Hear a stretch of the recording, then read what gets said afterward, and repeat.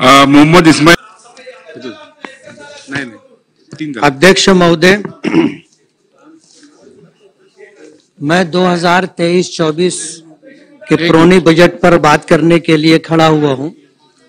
तुम तो है ना। अध्यक्ष महोदय, कामगार विभाग, ऊर्जा विभाग और स्वच्छता विभाग और इसी तरह पानी पुरोठा के ऊपर बात करने के लिए मैं खड़ा हुआ हूं।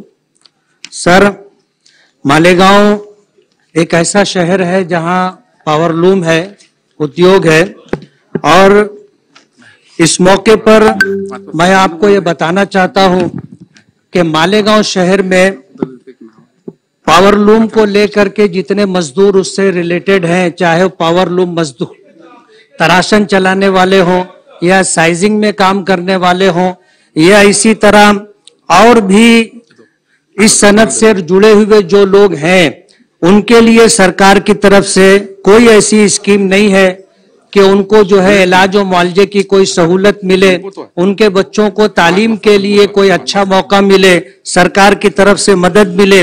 और इसी तरह जो कामगार लोग हैं उनको सरकार की तरफ से कोई ऐसी सुविधा नहीं है, कोई ऐसी स्कीम नहीं है कि वो लोग देश में तरक्की करने वालों के साथ साथ तरक्की कर सके। सरकार ने इस सनत के लिए कोई ऐसी पॉलिसी अब तक बनाई नहीं है। मेरी आपके मारिफत ये गुजारिश है कि इसके लिए सरकार कोई ऐसी स्कीम बनाए कि पावरलूम से जुड़े हुए जितने कामगार हैं उनको इलाज और मुआवजे के साथ, उनके बच्चों के तालीम के साथ और उनको जो है तरक्की के मौके मिले। मैं आपकी मार्फत सरकार का और पुरोठा मंत्री का शुक्रगुजार हूं कि उन्होंने तलवाड़ा डैम से मालेगांव फिल्टर प्लांट तक नई पाइपलाइन के लिए बजट मंजूर किया है। मैं मालेगांव वासियों की तरफ से सरकार का, मिनिस्टर साहब का शुक्रगुजार हूं। मालेगांव जिसको चनकापुर डैम से पानी मिलता है, ये 1970 की जनसंख्या को सामने रख करके कोटा तय किया गया था।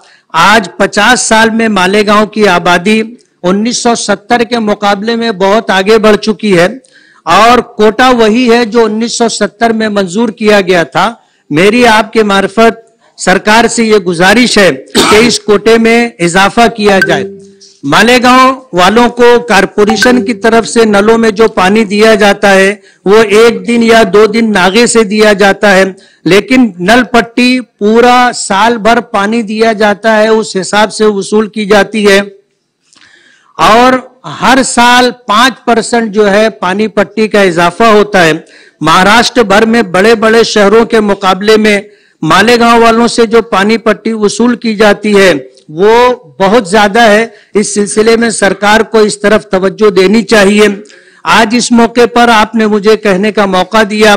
मैं आपसे ये कहना चाहता हूं कि महाराष्ट्र के अंदर पूरे देश के मुकाबले में बिजली सबसे ज्यादा महंगी है। महाराष्ट्र के अंदर जो कपड़ा तैयार होता है या जो चीजें तैयार होती हैं और उनमें बिजली इस्तेमाल होती है, उनकी कास्ट और उस पर खर्च ज्यादा आता है, जबकि दूसरे स्टेट के मुकाबले में वहां जो चीजें बनती हैं वो महाराष्ट्र के मुकाबले में लोगों को सस्ती पड़ती है। तो बिजली जो है दर जो महाराष्ट्र के अंदर सबसे ज्यादा है, सरकार को इस पर तवज्जो देनी चाहिए। और इसी तरह दूसरी स्टेट के अंदर वहां के रहने वालों को जो 100, 200 और 300 यूनिट बिजली फ्री दी जाती है, महाराष्ट्र के अंदर भी महाराष्ट्र वासियों को जो है 200 यूनिट बिजली यूनिट फ्री देना चाहिए। मेरी आपके मार्फत सरकार से ये गुजारिश है। आपने मुझे कहने का मौका दिया, मैं बहुत बहुत शुक्रगुजार हूं।